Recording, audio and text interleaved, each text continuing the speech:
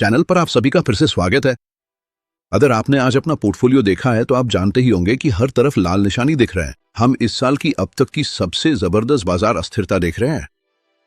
मैं आपके लिए पिछले 24 घंटों में हुई हर हलचल का पूरा ब्यौरा लेकर आया हूं।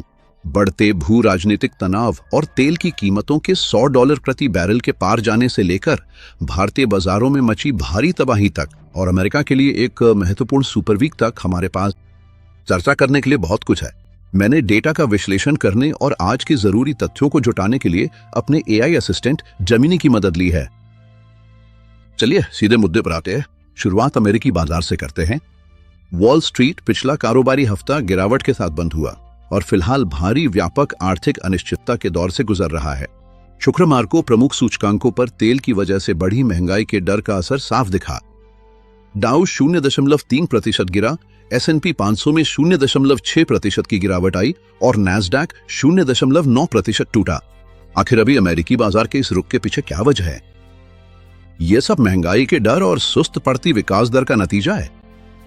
अमेरिकी जीडीपी के आंकड़ों में भारी संशोधन हुआ है, जो 20-25 की चौथी तिमाही में सिर्फ 0.7% रही। उपभोक्ता भी इस दबाव को महसूस कर है।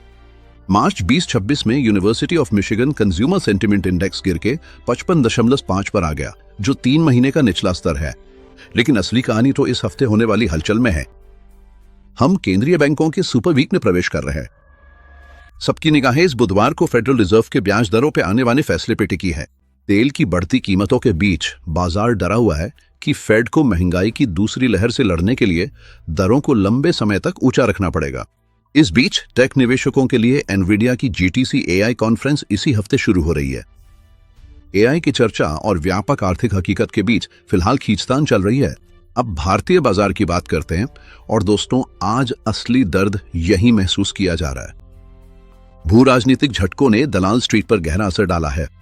शुक्रवार के भारी गिरावट वाले सत्र के बाद जहां सेंसेक्स 1471 अंक और निफ्टी 488 अंक टूटा था, सोमवार की सुबह दिल दहला देने वाली अस्थिरता लेकर आई। निफ्टी 50 कारोबार के दौरान 23,000 के मनोवैज्ञानिक स्तर से नीचे गिरकर 22,955 के 11 महीने के निचले स्तर पर पहुंच गया और फिर 23,160 के करीब बना रहा। बाजार की स्थिति बेहद कमजोर नजर आ रही है। आज एक समय पर टीसीएस, आईसीआईसीआई बैंक और ट्रेंड जैसे दिग्गजों समेत करीब 700 शेयरों ने 52 हफ्तों का नया निचला स्तर छुआ। विदेशी संस्थागत निवेशक भारतीय शेयरों को धड़ल्ले से बेच रहे हैं।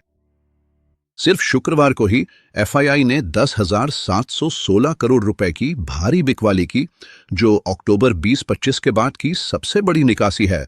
भारतीय रुपया डॉलर के मुकाबले 92 रुपए 45 पैसे तक गिरकर काफी कमजोर हो गया है। वहीं गोल्ड फ्यूचर्स 10,58,400 रुपए के भारी स्तर पर कारोबार कर रहे हैं।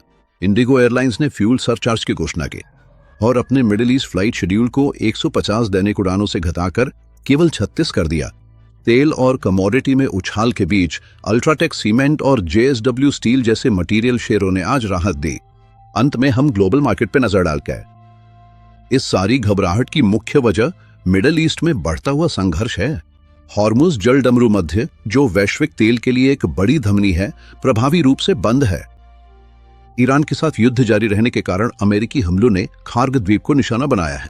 इसके सीधे परिणाम स्वरूप ब्रेंट क्रूड $100 के पार पहुंच गया है, जो $104.78 प्रति बैरल पर है। यूरोपीय संघ की मुद्रास्फीति की चेतावनियां पहले ही जारी की जा रही हैं। अमेरिकी राष्ट्रपति डोनाल्ड ट्रंप ने मांग की कि अन्य देश जल डमरू मध्य की रक्षा में योगदान दे। चेतावनी दी कि नाटो का भविष्य बहुत खराब होगा।